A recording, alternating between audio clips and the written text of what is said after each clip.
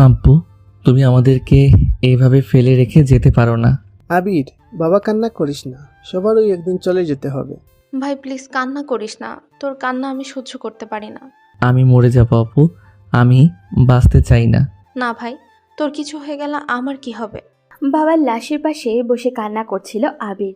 তার পাশেই বসে আছে আরিশা। দুজনেই কান্না করছিল। রাতে ঘুমের মধ্যেই তার বাবা মারা গেছেন। ওদিকে তার আঙ্কেল মিস্টার রাকিব সাহেব বর্তমান এমপি। তিনি দাঁড়িয়ে আছেন পাশে তার মেয়ে আরোহী। দুজনের চোখেই জল। আরোহী এসে আরিশাকে জড়িয়ে ধরে কান্না করতে লাগলো, কিন্তু রাকিব সাহেব সেখানেই দাঁড়িয়ে আছে।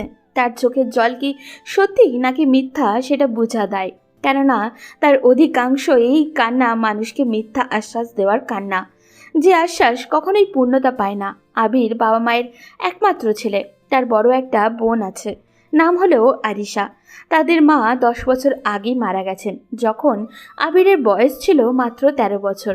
আজ 10 বছর পর তার বাবাও মারা গেছেন, তাও আবার রাতে ঘুমের মধ্যে। এই 10 বছরে কোনোদিন তার বাবা তাদের মায়ের অভাব বুঝতে পারেনি। আবির আরিশাকে জড়িয়ে ধরে কান্না করতে করতে বলে, আপু, বাবা আমাদেরকে কেন ছেড়ে চলে গেল? মা তো আম্মাকে ছেড়ে অনেক আগেই চলে গিয়েছিল।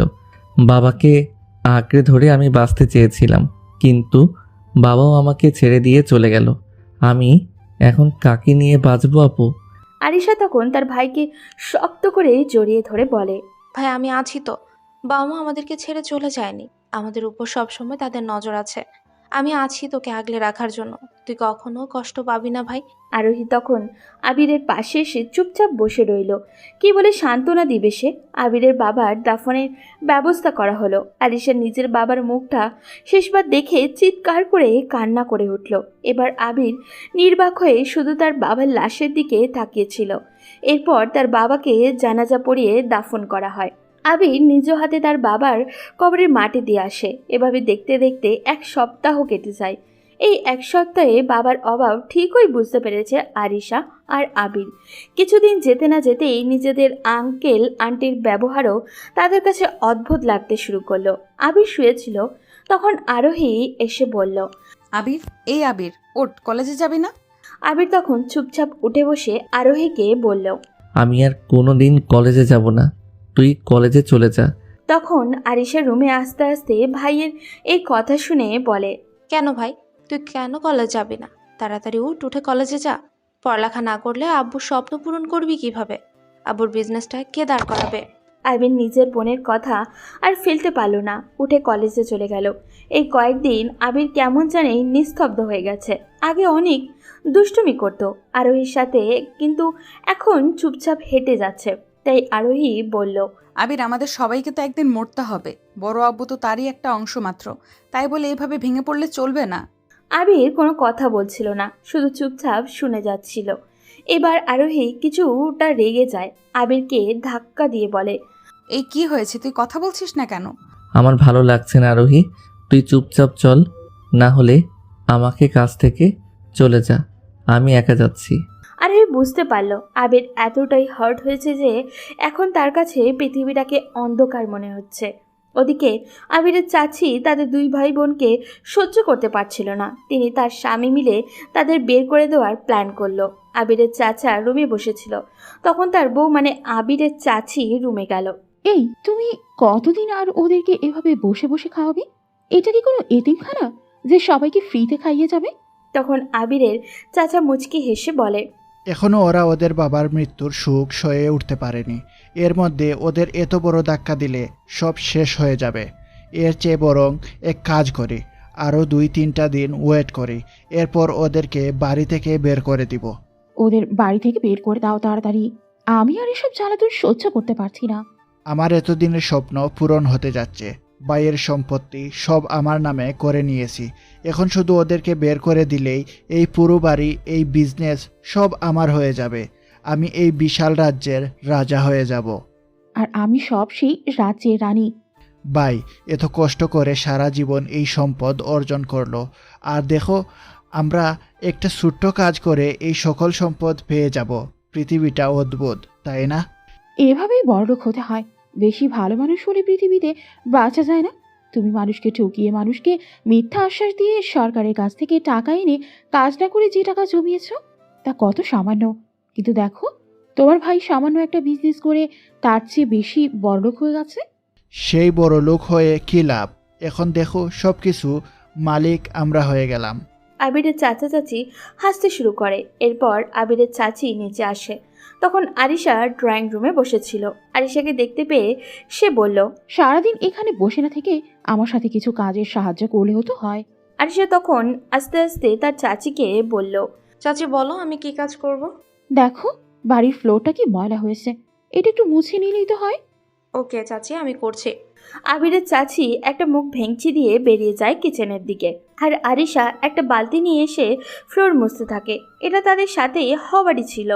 আরিশা কিছুটা বুঝতে পারছিল তার চাচির ব্যবহার। কলেজ শেষ করে আবিরা আর আরোহী বাসায় ফিরে। আবির বাসায় ফিরে তার বোনকে ফ্লোর মুছতে দেখে তাড়াতাড়ি কাছে এসে বলে, আপু, তুই এসব করছিস কেন? তোকে এসব করতে কে বলছে? আমাকে কেউ বলেনি, দেখলাম এই জায়গাটা ময়লা আছে, তাই একটু মুছে নিচ্ছিলাম। খবরদার, তুই এরকম কাজ আর করবি না।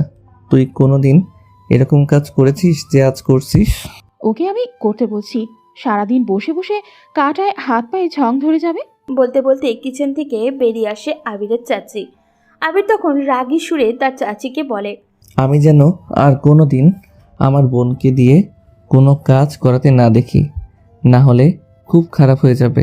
আবিরের চাচি আবিরের কথায় ভীষণ রেগে যায়। রেগে গিয়ে আবিরকে একটা থাপ্পড় দিয়ে বলে, বাবা আদর দিয়ে দিয়ে বেশি বেয়াদব করে দিয়েছে, তাই না? আবির গালে হাত দিয়ে দাঁড়িয়ে থাকে। জীবনে কোনোদিন তার বাবা তার গায়ে হাত তোলেনি। আজ বাবা মারা যাওয়ার পর 1 সপ্তাহ পার হলো না তার চাচি তাকে মারল। আবির আর কোনো কথা না বলে নিচের রুমে চলে গেল। তখন আবিরের চাচি মুখ ভেঙচি দিয়ে আরিশাকে বলে, ভাইরাকে তো একটু আদব কায়দা শেখালেও পারো। কিরকম বেয়াদব হয়েছে দেখেছ? তাড়াতাড়ি কাজ শেষ করো, আরও অনেক কাজ বাকি আছে। আর সে তখন চুপচাপ সব কাজ করছিল। ওদিকে আবির রুমে বসে নীরবে কান্না করছিল। বিকেলে আবিরের চাচা আসলো। আবিরের নামে তার কাছে বিচার দেয় তার চাচি। চাচা তখন আবিরকে অনেক বকাবকি করেছে। আবির সারাদিনে একটা বারও রুম থেকে বের হয়নি। রাতে সকল কাজকর্ম শেষে আরিশা ভাইয়ের জন্য খাবার নিয়ে রুমে যায়। গিয়ে দেখে আবির বাবা মায়ের ছবি জড়িয়ে ধরে শুয়ে আছে, হয়তো ঘুমিয়ে গেছে।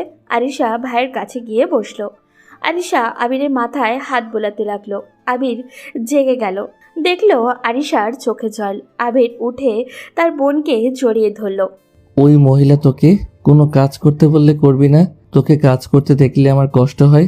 আর ওই মহিলা আমার গায়ে হাত তুলছে। আমার বাবা কোনোদিন আমার গায়ে হাত তুলেনি। আবির এভাবে কেন বলছিস? উনি আমাদের গুরুজন, আমাদের শাসন করতেই পারেন। গুরুজন মাই ফুড। হয়েছে, এখন ফ্রেশ হয়ে আয়, খাবার আনছি, খেয়ে নিবি। আমার ভালো লাগছে না, তুই খেয়ে নে। কি বলি, সারাদিন কিছুই খাসনি, এখন রাতেও খাবি না বলছিস? কি হয়েছে? কিছু হয়নি আপু, এমনি ভালো লাগছে না। আবির, আমিও কিন্তু সারাদিন কিছুই খাইনি, এখনো না খেয়ে থাকবো? আবির কোনো কথা না বলল না, ফ্রেশ হতে চলে গেল। এসে বসে পড়ল খেতে। আরিশা আবিরকে খাইয়ে দিচ্ছে। আবির শুধু চুপচাপ খেয়েই যাচ্ছে। পৃথিবীর সবচেয়ে সুন্দর আর মিষ্টি সম্পর্কগুলোর একটি হচ্ছে ভাই বোনের সম্পর্ক। কেউ না জানলেও আপনার বোন জানে কখন আপনার সাথে কেমন ব্যবহার করতে হবে। বোন মানে শত বিপদে পাশে থাকা, কষ্টগুলো ভাগ করে নেওয়া, ঠিক মায়ের মতো। ওদিকে আরোহী নিজের রুমে ব্যালকনিতে বসে আছে। আবিরের হঠাৎ এই নীরবতা তাকে পুড়িয়ে মারছে। ছোটবেলা থেকেই দুজন দুজনকে ভালোবাসে, কিন্তু কোনোদিনও সেটার প্রকাশ করা সম্ভব হয়নি। পরদিন সকালবেলা আবির যখন ব্রেকফাস্ট করার জন্য নিচে আসলো, তখন শুনতে পেল তার চাচি একটা সোনার হার আর তার চাচার অনেকগুলো টাকা চুরি হয়ে গেছে। আবিরের চাচি জোরে জোরে বলছে, সারা জীবন এই বাড়িতে কোনো চুরি ডাকাতি হয়নি, হঠাৎ করে কোন চোরের আগমন ঘটলো এই বাড়িতে?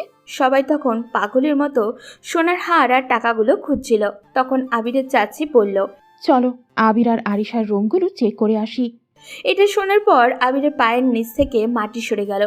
শেষ পর্যন্ত তার চাচি তাকে সন্দেহ করলো, তাও আবার চুরির মতো একটা জঘন্য একটা বিষয়ে। আরিশা ততক্ষণে সব বুঝে গিয়েছে, কিন্তু এখন আর তার হাতে কিছুই করার নেই। চাচি, তুমি কি বোঝাতে চাইছো? তুমি কি আমাদেরকে সন্দেহ করছো? এখানে সন্দেহের কি আছে? সবার রুম চেক করা হচ্ছে, তো তোদেরটাও হবে। তখন আরোহী পাশ থেকে তার মাকে বলে, আম্মু, তুমি কি সব আবল তাবল বলছো? ওরা কেন চুরি করবে? তুমি হয়তো তোমার হারটা ভুলে কোথাও রেখেছো। তুমি যদি ওদের রুম চেক করো তাহলে আমার রুমও চেক করতে হবে। আরে এখানে সন্দেহের কি আছে? যদি চুরি না করে থাকে তাহলে তো পাওয়া যাবে না, আর যদি চুরি করে তাহলে তো পাওয়া যাবে। এরপর সবাই মিলে প্রথমে আরোহীর রুমে চেক করতে গেল। আরোহীর রুম খুঁজে কিছুই পাওয়া গেল না। এরপর সবাই চলে গেল আরিশার রুমে। আরিশার রুমে গিয়ে খুঁজতে খুঁজতে ড্রয়ারের মধ্যে সোনার হারটা পাওয়া গেল। তখন সবাই অবাক হয়ে আরিশার দিকে তাকালো। আরিশা কান্না করতে করতে বলে, চাচি বিশ্বাস করো, আমি তোমার এটা চুরি করিনি। ভাই তুই বিশ্বাস কর, আমি এটা চুরি করিনি। কি? তোকে বিশ্বাস করব?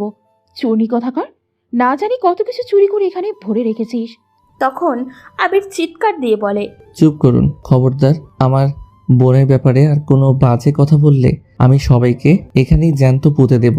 বোন, আমি বিশ্বাস করি তুই এটা করতে পারিস না। চোরের মায়ের আবার বড় গলা। তাড়াতাড়ি আসো, ওর রুমটা চেক করি, না জানি কত টাকা চুরি করেছে। এরপর সবাই আবিরের রুমে চলে গেল। আবিরের রুমের বিছানার নিচে প্রায় 6 লক্ষ টাকা পাওয়া গেল। তখন আবিরের চাচা আবিরের কাছে এসে থাপ্পড় দিয়ে বলে, 2 দিন হলো না বাইয়া মারা গেছে, এর মধ্যে চুরি করা শিখে গেছিস? তুমি ওই চোর দুইটারে এইভাবে কেন বলছো? এখনই ওদেরকে এই বাড়ি থেকে বের করে দাও, না হলে দেখবে কোনো দিন বড় কিছু চুরি করে ফেলেছে দুইজন। তখন আরোহী তার মাকে বলল, আম্মু, তুমি এসব কি বলছো? ওরা কেন এই বাড়ি থেকে বের হয়ে যাবে? আর তোমাদের কোথাও ভুল হচ্ছে, ওরা চুরি করতে পারে না। আরোহী, তুমি এসবের মধ্যে কথা বলো না। ওরা যে চোর তার প্রমাণ আমরা চোখের সামনেই দেখতে পাচ্ছি। এরপর আবিরের চাচি এসে আরিশার চুলের মুঠি ধরে ধাক্কা দিয়ে বলে, এই চোরের বাচ্চারা তাড়াতাড়ি এখান থেকে বেরিয়ে যা, এই বাড়িতে তোদের আর কোনো জায়গা নেই। বোনের সাথে এই রকম ব্যবহার দেখায় আবির রেগে যায়। রেগে গিয়ে তার চাচিকে মারার জন্য হাত তুলে। তখন আবিরের চাচা এসে তার হাত ধরে কয়েকটা থাপ্পড় দিয়ে দেয় আবিরের গালে। ভয়ঙ্কর কণ্ঠ নিয়ে আবিরকে বলে, তোরা দুজন এই বাড়ি থেকে বের হয়ে যা। তোদের এই বাড়িতে থাকার আর কোনো অধিকার নেই। তাড়াতাড়ি বেরিয়ে যা আমার বাড়ি থেকে। আবির তখন রেগে গিয়ে তার চাচাকে ধাক্কা মেরে বলে, এই বাড়িটা আমার বাবার। আমার বাবা অনেক কষ্ট করে এই বাড়িটা বানিয়েছে। আমরা কেন বের হয়ে যাব? যদি তোমাদের আমাদের সাথে থাকতে অসুবিধা হয় তাহলে তোমরা বেরিয়ে যাও। তখন আবিরের চাচা আবিরকে কয়েকটা লাথি দেয়। এটা দেখে আরিশা তাড়াতাড়ি এসে তার ভাইকে ধরে। তখন আবিরের চাচা চিৎকার করে বলে, তোর বাবার বাড়ি মানে? তোর বাবা তোদের বিজনেস, বাড়ি সব কিছু আমার কাছে বিক্রি করে দিয়েছে। এখন এটা আমার বাড়ি। তোরা এই বাড়ি থেকে এখনই বেরিয়ে যা। অসম্ভব। আমার বাবা তোর মতো একটা জানোয়ারের কাছে আমাদের কিছুতেই বিক্রি করবে না। তখন তার চাচা নিজের রুমে গিয়ে একটা ফাইল এনে আবিরের মুখে ছুঁড়ে মারে। এটা পরে দেখ, তোর বাবা নিজে বিক্রি করে সাইন করে দিয়েছে।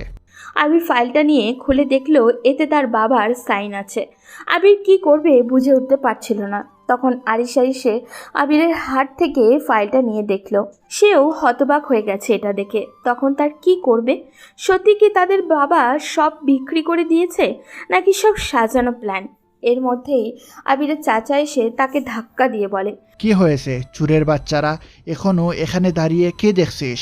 তাড়াতাড়ি আমার বাড়ি থেকে বেরিয়ে যা, আর এক মুহূর্ত এখানে দাঁড়ালে গাড় ধাক্কা দিয়ে বের করে দেব।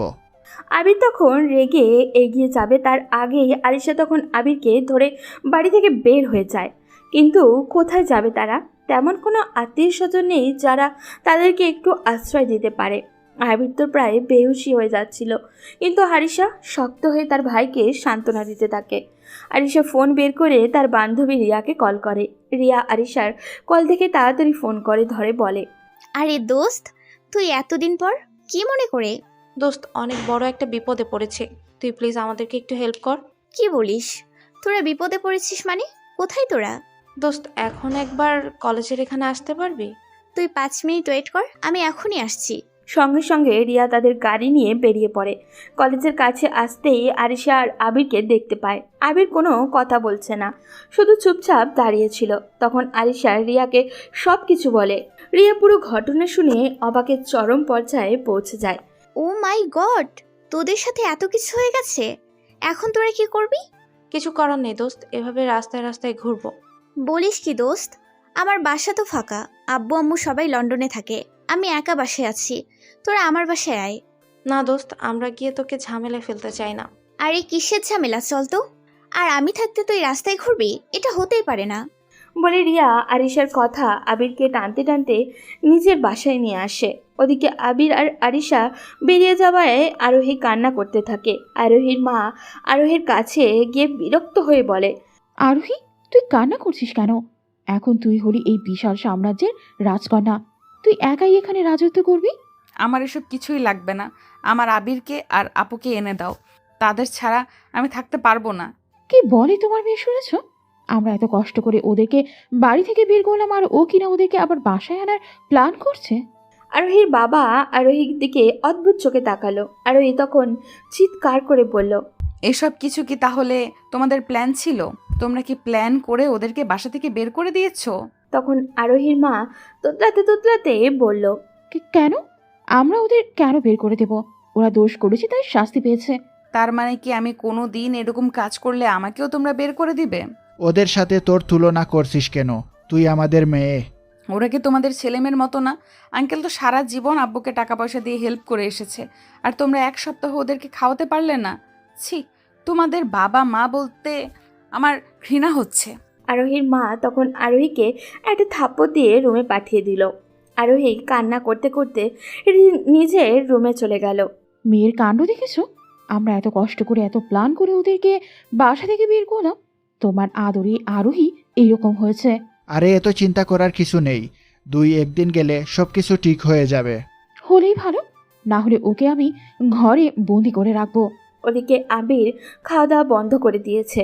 এটা দেখে রিয়া আর আরিশা চিন্তায় পড়ে গেছে। আরিশা তার ভাইয়ের কাছে গিয়ে বলে, আবির ভাই উঠ প্লিজ, এমন করলে চলবে না, আমাদেরকে শক্ত হতে হবে।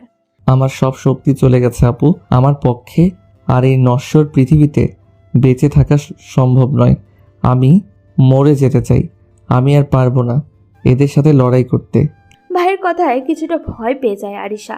তাড়াতাড়ি গিয়ে আবিরকে জড়িয়ে ধরে বলে, আমার মনে হয় আঙ্কেল কোনো ফন্দি করে বাবার কাছ থেকে সব সম্পত্তি হাতিয়ে নিয়েছে।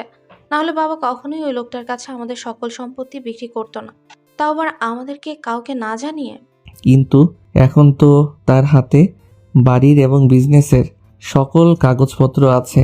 আমরা কিভাবে তার বিরুদ্ধে লড়ব? আর ও এখন এলাকার মন্ত্রী। আমি তো বলছি না তুই ওর সাথে লড়াই কর, তোকে নিজে কিছু করতে হবে। নিজেই নিজের বাবার স্বপ্ন পূরণ করতে হবে। ওই লোকটার থেকে অনেক বড় কিছু হয়ে দেখাতে হবে। আমি পারবো না আপু, আমার পক্ষে সম্ভব না। কেন পারবি না? তোকে পারতেই হবে, আমার জন্য হলেও পারতে হবে। আবির তখন আরিশাকে আরো শক্ত করে জড়িয়ে ধরে বলে, আমি কি পারবো আপু ওদের সাথে লড়াই করতে? কেন পারবি না ভাই? অবশ্যই পারবি। আমি লড়বো আপু। আমি ওদের থেকে অনেক বড় কিছু করে দেখাবো। অবশ্যই পারবি ভাই, ওদের থেকে অনেক বড় হবি তুই, দেখে নিস। ভাই বোনের এমন আবেগঘন মুহূর্ত দেখে রিয়াও আরিশা আর আবিরের কাছে এসে বলে, আবির, তুমি নতুন করে সবকিছু শুরু করো, আমরা তোমার সাথে আছি। তুমি যা করবে তাতেই আমরা তোমার পাশে থাকবো। একদিন তুমি ওদের থেকে অনেক বড় হবে। আবির তখন উঠে দাঁড়িয়ে বলে, আমার বোন আমার পাশে থাকলে আমি পৃথিবীর যে কোনো বাধা অতিক্রম করতে পারবো। আপু, তুই কোনোদিন আমাকে ভুল বুঝিস না। একদিন দেখবি ওই মিথ্যার দুয়ার থেকে সবকিছু ফিরিয়ে এনে তোর পায়ের সামনে ফেলবো। তুই শুধু আমার পাশে থাকিস। তুই যে কাজ করবি তোর বোন তোর সাথে সবসময় থাকবে।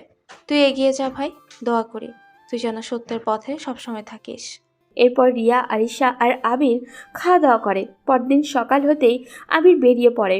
আরিশাকে শুধু বলে যায় আসতে একটু লেট হবে, এর বাইরে আর কিছুই বলেনি। আবির একটু লেট হবে, এর বাইরে কিছুই বলেনি। আবির বের হয়ে যায় কাজের সন্ধানে। কোথাও একটা কাজ পাওয়া গেলে তার নিজেদের খরচটা বহন করতে পারত। কতদিন এভাবে রিয়ার টাকায় চলবে? সেও তো তার বাবা মায়ের টাকায় চলে। এর মধ্যেই তারা দুইজন। রিয়া হয়তো মানবতার খাতিরে কিছুই বলবে না, কিন্তু তাদের বিবেক বলে তো কিছু আছে নাকি? আবির সবে মাত্র অনার্স 2য় বর্ষে উঠেছে।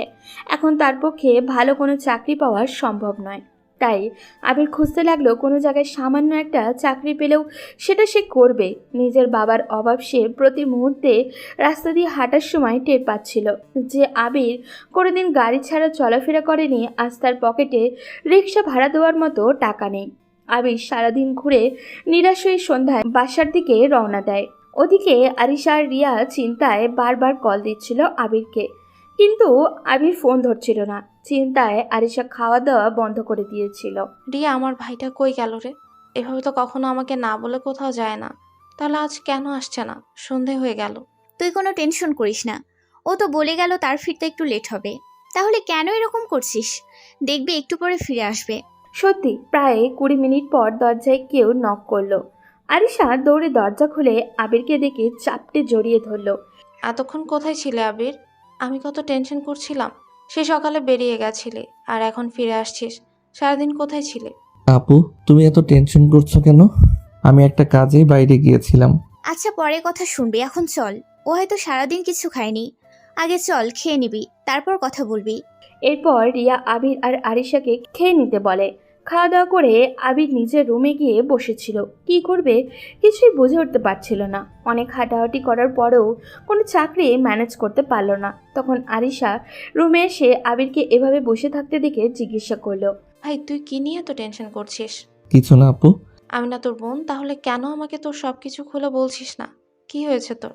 আবির তখন আরিশার কাছে এসে বলে, আপু, আমি আজ সারাদিন অনেক অফিসে গিয়েছি, কিন্তু কোথাও কেউ আমাকে একটা চাকরি দেয়নি। আবিরের কথা শুনে আরিশা অবাক হয়ে আবিরকে জড়িয়ে ধরে কান্না করতে করতে বলে, আবির, তুই সারাদিন চাকরির জন্য দৌড়াদৌড়ি করেছিলে? চাকরি না করলে তোকে খাওয়াবো কি? আরিশা তখন আবিরকে কপালে একটা চুমু দিয়ে বলে, আমার ভাইটা কত বড় হয়ে গেছে। তোকে কে বললো চাকরি খুঁজতে যেতে? কয়েকদিন পর গেলেও তো চলতো। এখনো তো তোর পড়ালেখা বাকি। তখন রিয়া রুমে এসে আরিশা আর আবিরকে দেখতে পায়। রিয়া আবিরের থেকে 3 বছরে আরিশার সাথে অনেকদিন একসাথে লেখাপড়া করেছে। লেখাপড়ার সময় থেকে রিয়া আবিরকে ভালোবাসতো, কিন্তু কখনো বলা হয়নি, কেননা আবির তার থেকে জুনিয়র। ছেলের কথাবার্তা, স্টাইল আর চেহারা সব কিছুই মুগ্ধ করত রিয়াকে। আবির এভাবে কষ্ট পেতে দেখে রিয়ার মনেও জ্বালা করছিল। সে আবিরের কাছে এসে বলে, আবির, তোমাকে কে বলেছে চাকরি খুঁজে যেতে?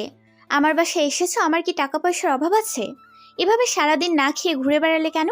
তুমি সারা জীবন এখানে থাকলেও আমাদের কোনো অসুবিধা হবে না। আমি নিজে কিছু করতে চাই, নিজের পায়ে দাঁড়াতে চাই।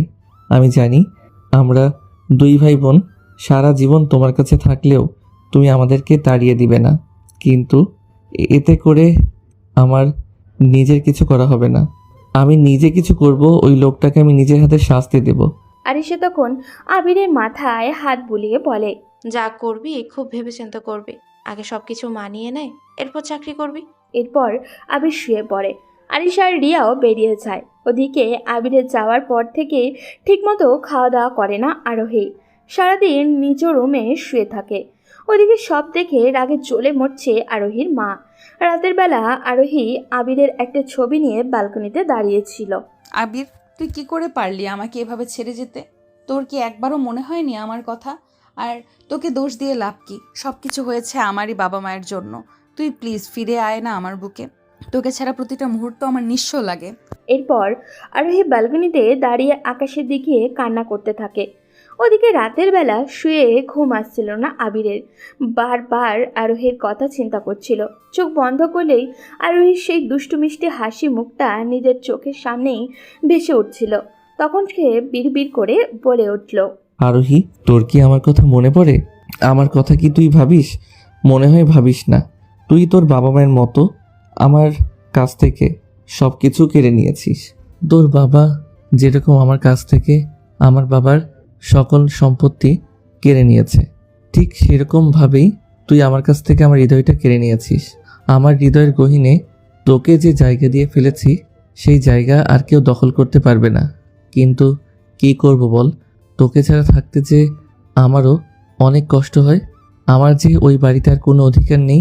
তোর বাবা আমার সব কিছু কেড়ে নিয়েছে, আমাকে নিঃস্ব করে দিয়েছে। আবির এসব ভাবছিল। তখনই মনে হলো আরোহী হয়তো তার বাবার সাথে পরিবর্তিত হয়ে গেছে। তাই সে হুঙ্কার দিয়ে বলল, না না, আমার সাথে ওই মেয়ের কোনো সম্পর্ক হতেই পারে না। ওর বাবা একটা গুন্ডা, একটা মিথ্যাবাদী। আমার বাবার মতো হাজারো গরিব মানুষের সম্পদ আত্মসাৎ করেছে। ওর সাথে আমার কোনো সম্পর্ক হতে পারে না। এইসব ভাবছিল আর সে কান্না করছিল। একসময় কান্না করতে করতে কখন যে ঘুমিয়ে গেছে খেয়ালই নেই। সকাল হতেই আরোহীর মা আরোহীকে টেনে নিচে নিয়ে এসে তার বাবার সামনে দাঁড় করায়। রাগী গলায় তার বাবাকে বলে, এই দেখো তোমার মেয়ের কাণ্ড। ওই ছেলে মেয়ের জন্য নিজে না রাখা ছেড়ে দিয়ে বসে আছে। আরোহীর বাবা তখন আরোহীর মাকে বলে, ওকে এভাবে টানছো কেন? বললাম না 2-1 দিন গেলে সব কিছু ঠিক হয়ে যাবে। আর আরোহী তো আমার মেয়ে, ও আমার কথাই শুনবে।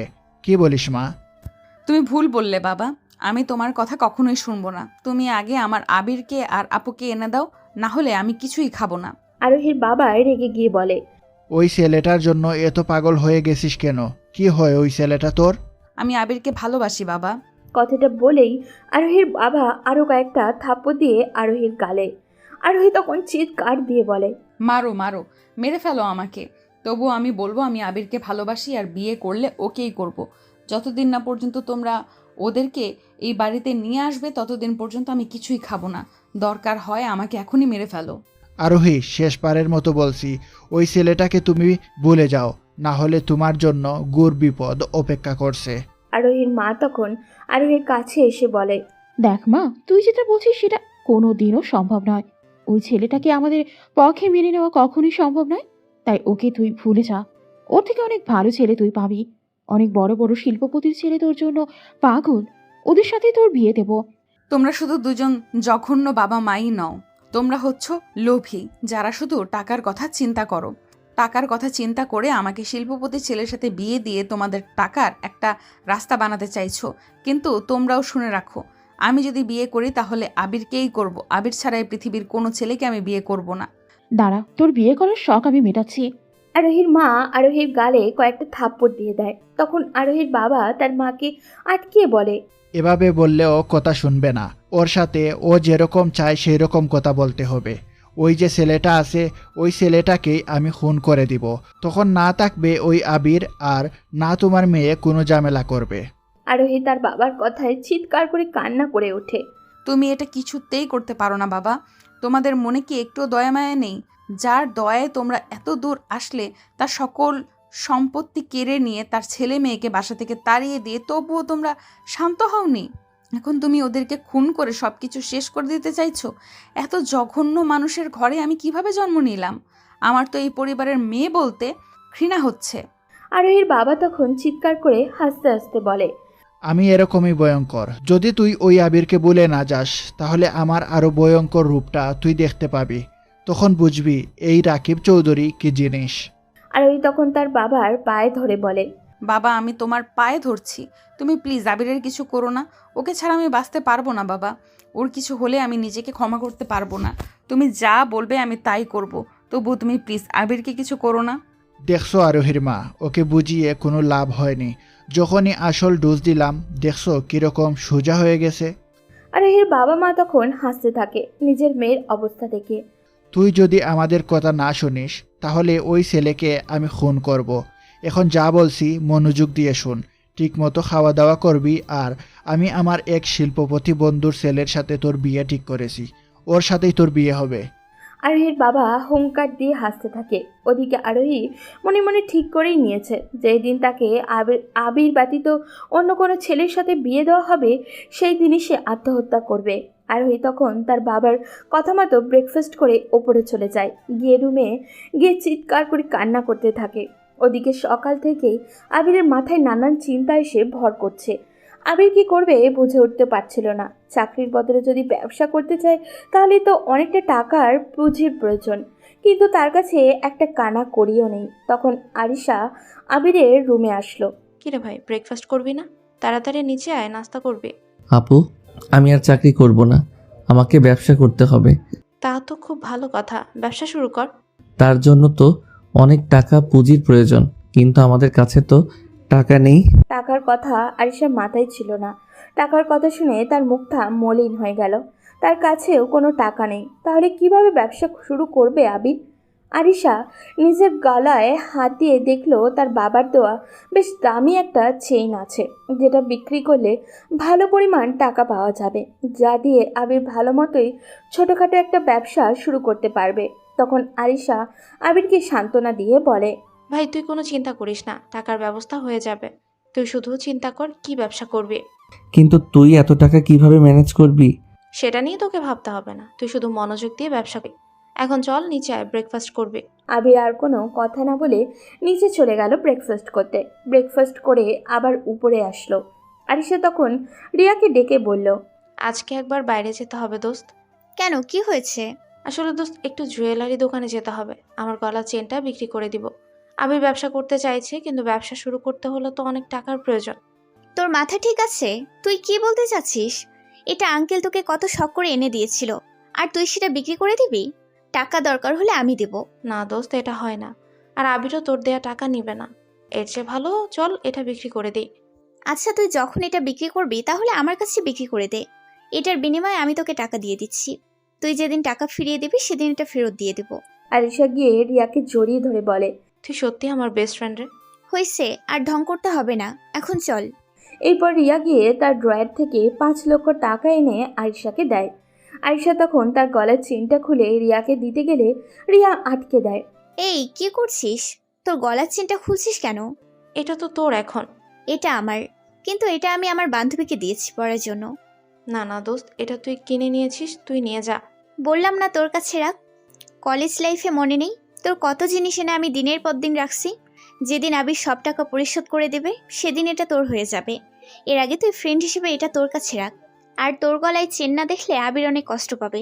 আরিশা তখন রিয়াকে জড়িয়ে ধরে বলে, দোস্ত তুই আমাদের জন্য এত করছিস, কিন্তু আমরা তোর জন্য কিছুই করতে পারছি না। তোর এই ঋণ আমি কিভাবে শোধ করব। যেদিন আবির অনেক টাকা ইনকাম করবে সেদিন তোর কাছে আমি বড় কিছু একটা চাইবো। সেদিন কিন্তু না করতে পারবি না। তুই কি এমন চাইবি? তোর জন্য নিজের জীবন দিতেও আমি দ্বিধা করব না। রিয়া মনে মনে ভাবতে থাকে, আমি তো চাইবো তোর এই ভাইটাকে সারা জীবনের জন্য আমার করে নিতে। তুই কি দিবি আমাকে তোর ভাইটাকে সারা জীবনের জন্য? দোস্ত কি এত ভাবছিস? আরে কিছু না, এমনি বললাম। এখন তুই যা, গিয়ে এই টাকাটা আবিরকে দে। এরপর আরিশা হাসি মুখে আবিরের কাছে যায়, গিয়ে আবিরকে টাকাটা দেয়। আবির তখন টাকাটা হাতে নিয়ে আরিশাকে জিজ্ঞাসা করে, আপু, তুই এত টাকা কোথায় পেলি? কেন, রিয়া দিয়েছে। তুই কেন ওনার কাছ থেকে টাকাগুলো আনতে গেলি? উনি আমাদের জন্য এত কিছু করেছে, এটাই তো অনেক। আমি আনতে চাইনি রে, ও জোর করে দিয়েছে। তুই এই টাকাটা ফিরিয়ে দিয়ে আয়। কে আমার টাকা ফিরিয়ে দিবে? খুন করে দিব তাকে। রুমে ঢুকতে ঢুকতে কথাটা বলল রিয়া। আবির নীরব হয়ে দাঁড়িয়েছিল। তখন রিয়া বলল, এই টাকাটা আমি এমনি এমনি দেইনি। যেদিন তুমি অনেক টাকা ইনকাম করবে সেদিন আমার টাকাটা ফিরিয়ে দিতে হবে। আমি আমার রক্ত বিক্রি করে হলেও তোমার টাকা পরিশোধ করব আপু। বলে আবির রিয়াকে জড়িয়ে ধরে। রিয়া যেন বিদ্যুতের শক খেল। এই প্রথম তার প্রিয় মানুষটা তাকে জড়িয়ে ধরল। রিয়া বিমোহিত হয়ে আবিরের স্পর্শ অনুভব করছিল। তখন আবির রিয়াকে ছেড়ে দিয়ে সোফায় বসে বলে, আচ্ছা আপু, আমি কি ব্যবসা করব? এই ছেলে বলে কি? এতক্ষণ বললো ব্যবসা করবে, এখন কি ব্যবসা করবে সেটাও আমাদেরকে বলে দিতে হবে? আমার তো কিছুই মাথায় আসছে না। অনেকগুলো জিনিস মাথায় ঘুরপাক খাচ্ছে, কিন্তু কোনোটাই শিওর হতে পারছি না। তা তোমার মাথায় কি কি আসছে বলো, আমি আর আরিশা মিলে সিলেক্ট করে দিব। যেহেতু আমার পুঁজি খুব সামান্য, তাই রেস্টুরেন্ট ব্যবসা অথবা ছোটোখাটো কাপড়ের ব্যবসা করা ছাড়া তো কোনো উপায় নেই। তুমি বরং রেস্টুরেন্টে ব্যবসাটাই করো, মাঝে মাঝে আমি আর আরিশা গিয়ে তোমার রেস্টুরেন্টে খেয়ে আসবো। বলেই হাসতে শুরু করলো রিয়া। আমারও তাই মনে হয় ভাই, এখন রেস্টুরেন্টের ব্যবসাটা তোর জন্য ভালো হবে। তোমরা যখন বলছো রেস্টুরেন্ট ব্যবসা, তখন আমি রেস্টুরেন্ট ব্যবসাটাই করব। ওকে, তাহলে শুরু করে দাও আজকে থেকে। ওকে, আমি এখনই যাচ্ছি একটা জায়গা ম্যানেজ করতে। তখন আবির বাড়ি থেকে বেরিয়ে যায় আর রিয়া আর আরিশা সেখানেই বসে থাকে। রিয়া, আমার ভাইটা কি পারবে এমন ব্যবসা সামলাতে? ও এসব কাজ কোনোদিন করেনি। তুই একটু বেশিই চিন্তা করিস। ওকে এখনো বাচ্চা, ও এখন বড় হয়েছে, ওকে ওর মতো চলতে দে। দেখবি ও একদিন অনেক বড় কিছু করবে। আমার ভাইটার জন্য দোয়া করিস রে। তোর ভাইয়ের প্রতি আমার বিশ্বাস আছে, দেখবি ও একদিন আমার স্বপ্নের রাজকুমারের মতো বড় হয়ে আমাকে নিয়ে যেতে আসবে। কিরে, কি এত ভাবছিস? না, কিছু না। আবির বেরিয়ে তার বন্ধু বিজয়কে কল দেয়। বিজয় তখন চায়ের দোকানেই বসেছিল। সেও পড়াশোনা করে এখন বেকার অবস্থায় ঘুরে বেড়াচ্ছে। আরে দোস্ত, তুই এতদিন পর কি ব্যাপার? দোস্ত, তুই এখন কোথায়? এই তো ক্যাম্পাসের সামনে চায়ের দোকানে বসে চা খাচ্ছি। আচ্ছা, তুই ওখানে ওয়েট কর, আমি আসছি। ওকে, আয়। আবির তখন ক্যাম্পাসের সামনে চায়ের দোকানে যায়। গিয়ে চায়ের দোকানদারকে 1 কাপ চা দিতে বলে বিজয়ের কাছে বসে। কি হয়েছে তোর? আবির তখন তার সাথে ঘটে যাওয়া সব ঘটনা খুলে বলে বিজয়কে। বিজয় অবাক হয়ে শুধু আবিরের কথাগুলো শুনছিল। ও মাই গড, তোর সাথে এত কিছু হয়ে গেছে আর আমরা কিছুই জানতে পারলাম না। আচ্ছা এসব বাদ দে, এখন আমি একটা কাজ শুরু করব। তুই একটা দোকানের ব্যবস্থা করে দিতে পারবি? কি করবি তুই? কিছু টাকা আছে, এগুলো দিয়ে ছোটোখাটো একটা রেস্টুরেন্ট দেব। আচ্ছা, আমার বাবার একটা দোকান আছে, অনেক দিন থেকে বন্ধ। চল ওইটাতেই শুরু করি, এতে করে দোকানের ভাড়াটাও বেঁচে যাবে। ওকে দোস্ত, তাহলে তো খুব ভালো হয়, কিন্তু আঙ্কেল কি রাজি হবে? ওসব নিয়ে তুই চিন্তা করিস না, বাবা তো এক পায়ে রাজি। আমাকে অনেকবার বলেছে এখানে একটা দোকান দিতে, কিন্তু আমি এসবের মধ্যে ছিলাম না। এখন তুই যখন বলছিস, তাহলে দুজন মিলে রেস্টুরেন্টটা খুলি, চল। ওকে, তাহলে চলো দোকানে যাই। আবির আর বিজয় মিলে দোকানে যায়। দোকানটা অনেক দিন ধরে বন্ধ থাকায় অনেক ধুলোবালি আর ময়লা জমেছিল। আবির আর বিজয় মিলে সব পরিষ্কার করে। এরপর দোকানে কিছু প্লাস্টিকের চেয়ার আর প্রয়োজনীয় কিছু জিনিসপত্র কিনে সেট আপ করে নেয়। এরপর দুজনে বাজারে গিয়ে কাঁচা মাল সহ যা দরকার সব নিয়ে আসে। আস্তে আস্তে রাত প্রায় 10টা বেজে যায়। বাসায় এসে দরজায় নক করে। সে জানতো আরিশা তার জন্য অপেক্ষা করছে। নক করতেই আরিশা এসে দরজা খুলে দেয়। আবির সব কাঁচামাল নিয়ে বাড়িতে প্রবেশ করে। তুই এত রাত পর্যন্ত কোথায় ছিলে? বিজয় আছেন আমার বন্ধু, ওর বাবার একটা দোকান আছে, ওদের ওখানে স্টার্ট করলে দোকান ভাড়াটাও বেঁচে যাবে। তাই ওদের দোকানটা পরিষ্কার করে কাঁচামাল কিনতে গিয়েছিলাম। আস্তে আস্তে একটু দেরি হয়ে গেল। সারাদিনে কি কিছু খেয়েছিস? হ্যাঁ খেয়েছি, তুমি খেয়েছো? কি খেয়েছিস সেটা তোর মুখ দেখে বোঝা যাচ্ছে। এখন তাড়াতাড়ি চল, একসাথে খেয়ে নি। আবির হাত মুখ ধুয়ে ফ্রেশ হয়ে নেয়। ফ্রেশ হয়ে একসাথে খাওয়া দাওয়া করে সবাই গল্প করতে বসে। তখন রিয়া বলে উঠল, তোমাদের রেস্টুরেন্টের জন্য একজন শেফ দরকার, সে কথা কি মনে আছে? রেস্টুরেন্ট দেবে ভালো কথা, রান্না করবে কে? আবির তখন হতবাক হয়ে বলল, ও মাই গড, আমি তো একটা ভুলেই গেছি। সব কাঁচামাল কিনে আনলাম, কিন্তু শেফ ঠিক করলাম না। শেফের দরকার নেই, প্রথম কয়দিন আমি রান্না করে দিব। আম্মুর কাছ থেকে অনেক রান্নাই তো শিখেছিলাম, সেগুলো দিয়েই শুরু কর।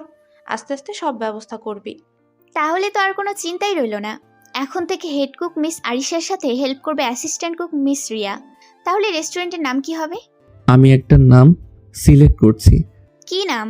আমি আমার এই ছোট্ট প্রতিষ্ঠানের নাম দিব AR রেস্টুরেন্ট। এতে করে আমার আব্বু রফিক চৌধুরী নামের আর অক্ষরও থাকবে, আর আমার আর আপুর নামের এও থাকবে। কিন্তু আমার নামের আর যে ঢুকিয়ে দিলা তার বেলায়? সবাই তখন একসঙ্গে হেসে ওঠে। আবির ওপরে চলে যায়, গিয়ে শুয়ে পড়ে। পরদিন সকালবেলা আরিশা কিচেনে ব্রেকফাস্ট তৈরি করছিল, তাই রিয়াকে বলল আবিরকে ডেকে আনতে। রিয়া হাসি মুখে আবিরের রুমের দিকে যায়। আবির তখন ঘুমিয়েছিল। রিয়া আবিরের ঘুমন্ত মুখটার দিকে তাকিয়ে থাকে। কি অদ্ভুত তোমার মোহ! তুমি কি হবে আমার স্বপ্নে দেখা সেই রাজকুমার? তোমাকে আমি একান্ত আমার করে চাই। রিয়া গিয়ে আবিরের মাথায় হাত দেয়। তার পুরো হাত যেন শিহরিত হচ্ছিল। সে আস্তে আস্তে আবিরকে ডাক দেয়, আবির, এই আবির, ওঠো, ব্রেকফাস্ট করবে। আবির তখন গভীর ঘুমে মগ্ন। রিয়ার অনেক ইচ্ছা করছিল আবিরের নরম গালে একটা কিস করতে, কিন্তু যদি আবির জেগে যায়, রিয়া ভয় পেয়ে সরে আসে। কিছু সময় ওয়েট করে আবারও আবিরের কাছে যায়। এবার সে আবিরকে হালকা ধাক্কা দিয়ে বলে, এই আবিরের বাচ্চা, উঠিস না কেন? রিয়া অনেক জোরে ধাক্কা দিয়েছিল, তাই আবিরের ঘুমটা ভেঙে যায়। আবির হকচকিয়ে উঠে বলে, এই কে? আমাকে এভাবে ধাক্কা দিল কে? তখন রিয়া পাশ থেকে বলে ওঠে, এই যে নবাব সাহেব, আমি। ও তুমি? কি হয়েছে আপু? আজ না তুমি রেস্টুরেন্ট স্টার্ট করবে? এত দেরি করে ঘুম থেকে উঠলে তো ব্যবসার 12টা বাজিয়ে দিবে। ও সরি, আমি তো ভুলেই গিয়েছিলাম। আমি এক্ষুনি রেডি হয়ে আসছি। বলেই আবির দৌড় দিল ওয়াশরুমের দিকে। ওদিকে আবিরের কাণ্ড দেখে মুখ টিপে হাসছিল রিয়া। আবির ফ্রেশ হয়ে নিচে আসে। কই তুই? এত লেট হয়ে গেল, এখনো শুয়েছিলে? সরি আপু, লেট করে ঘুমিয়েছিলাম, তাই উঠতে দেরি হয়ে গেল। তুই এক কাজ কর, তাড়াতাড়ি তোর বন্ধু বিজয়কে কল দিয়ে ওখানে আসতে বল। আমি রান্না শুরু করছি, এর মধ্যে তুই ব্রেকফাস্ট করে নে। আবির বিজয়কে কল করে আসতে বলে, ব্রেকফাস্ট করে নেয়। ওদিকে রিয়া আর আরিশা মিলে রান্না চাপিয়ে দিয়েছে। তারা যখন রান্না করছিল তখন আবির আর বিজয় হেল্প করছিল। আরিশা অনেক প্রকার রান্নার পাশাপাশি নিজের মায়ের কাছ থেকে শেখা স্পেশাল মিষ্টিটাও বানায়। এরপর বিজয় আর আবির মিলে এগুলো নিয়ে নিজেদের দোকানে চলে যায়। সেখানে গিয়ে দোকান শুরু করে। কিছুক্ষণ পর সেখানে গাড়ি নিয়ে রিয়া আর আরিশাও আসে। রিয়া গিয়ে আবিরকে বলে, কি মিস্টার, ব্যবসা বাণিজ্য কেমন চলছে? এখনো তেমন হয়নি, তবে হবে ইনশাল্লাহ। আচ্ছা, তাহলে আমাদের খাবার দাও, খেয়ে দেখি তোমার রেস্টুরেন্টের খাবারের স্বাদ কেমন। আবির কিছুটা হেসে বিজয়কে বলে ওদের খাবার দিতে। এরপর রিয়া আর আরিশা খাওয়া দাওয়া করে বিল দিতে চায়। তখন আবির বলে, আরে আপু, আপনি কেন টাকা দিতে চাচ্ছেন? আরিশা, তোর ভাই তো প্রথম দিনই ব্যবসা লাটে তুলে দিবে। এখানে ব্যবসা এসেছো, যেই হোক তার কাছে টাকা নিবে, দরকার হয় বাসায় নিয়ে খাইয়ে দিবে, তবু দোকানে কাউকে ফ্রিতে খাওয়াবে না। তাড়াতাড়ি টাকাটা রাখো। আবির তখন হেসে রিয়ার কাছ থেকে টাকা রাখে। রিয়া মুচকি হেসে আরিশাকে সাথে নিয়ে চলে যায়। আরিশা যাওয়ার সময় আবিরকে বলে, মনোযোগ দিয়ে দোকান চালা আর সময় মতো খেয়ে নেবে। ওকে আপু, তুমিও রাতে সময় মতো খেয়ে নিও, আমার জন্য অপেক্ষা করো না।